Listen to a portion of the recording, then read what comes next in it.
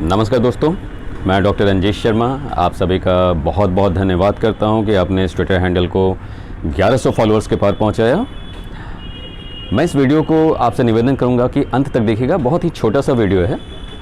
मैं कुछ निवेदन और कुछ सूचनाएं आप तक पहुंचाना चाहता हूं।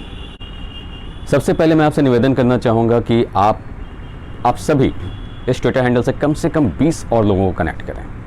उसकी वजह क्या है कि मैं आयुर्वेद की मूलभूत जो नॉलेज है, जो अप्लाइड ज्ञान है, वो ज़्यादा से ज़्यादा लोगों तक पहुंचाना चाहता हूं। वो आपकी मदद के बिना संभव नहीं है। कोई भी व्यक्ति किसी व्यक्ति को फॉलो नहीं करता, वो एक विचारधारा को फॉलो करता है।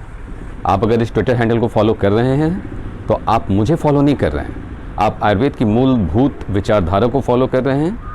आयुर्वेद की मूलभूत विचारधारा वो विचारधारा है जिसे मैंने कॉलेज में 10 साल की पढ़ाई के दौरान सीखा अपने टीचर्स से। उसे हॉस्पिटल में हज़ारों पेशेंट्स पे अप्लाई किया, उससे जो रिजल्ट्स आए उनसे सीखा और फिर और पेशेंट्स पे अप्लाई किया और फिर उन्हें भी ठीक किया। और ये एक कॉन्टिन्यूअस प्रोसेस है, मैं सीखता जा रहा हूँ। लेकिन आयुर्वेद की मूलभूत विचारधारा को लोगों तक पहुँचाने के लिए क्या करना होगा, जो नॉन डॉक्टर्स हैं वो क्या कर सकते हैं। दरअसल मैं ट्विटर पे लॉकडाउन के पीरियड में एक्टिव हुआ। मेरे कुछ एलोपैथिक सीनियर्स हैं, उन्होंने मुझसे कहा कि रंजीत, ट्विटर पे कुछ लोग हैं वो आयुर्वेद के बारे में बहुत उल्टा सीधा लिख रहे हैं, तुझे वहाँ पे काउंटर करने के लिए होना चाहिए। मैंने देखा ये बात सही थी, तो फिर मैं ट्विटर पे एक्टिव हुआ।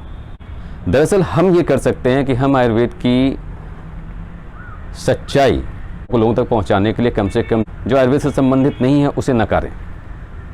ये क्या चीज़ें हो सकती हैं? इसमें कई कैटेगरी के लोग हैं। एक तो वो डॉक्टर्स हैं जो कि आयुर्वेद को मेडिसिन के तौर पे ना देख के हिंदुत्व के एक ब्रांच के तौर पे देखते हैं और उनके लिए आयुर्वेद हिंदुत्व का एक पार्ट है।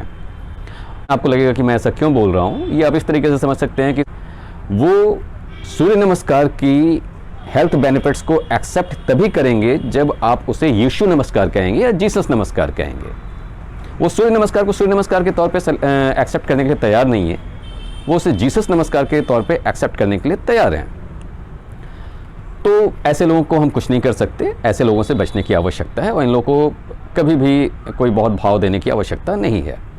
जो दूसरे तरह के लोग हैं वो बहुत ही खतरनाक हैं।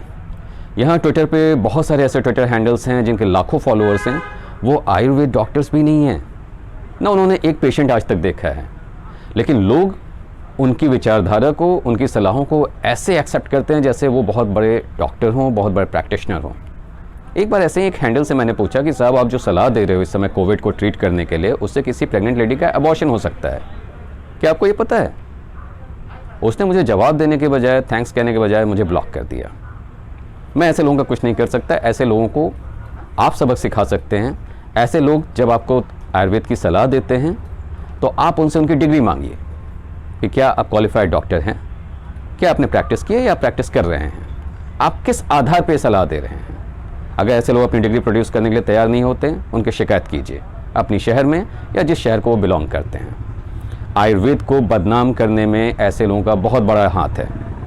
ऐसे लोग आपको सलाह देते हैं, आप उनकी सलाहों को फॉलो करते हैं, उनकी सलाहों को फॉलो करते हुए 5-6 महीने गुजर जाते हैं, आपकी किडनी और लीवर खराब होते हैं और तब आप शोर मचाते हैं कि आयुर्वेद के कारण आपकी किडनी और लीवर खराब हो गया। ऐसे लोगों से बचिए और आयुर्वेद को बदनाम होने से बचाइए। नमस्कार।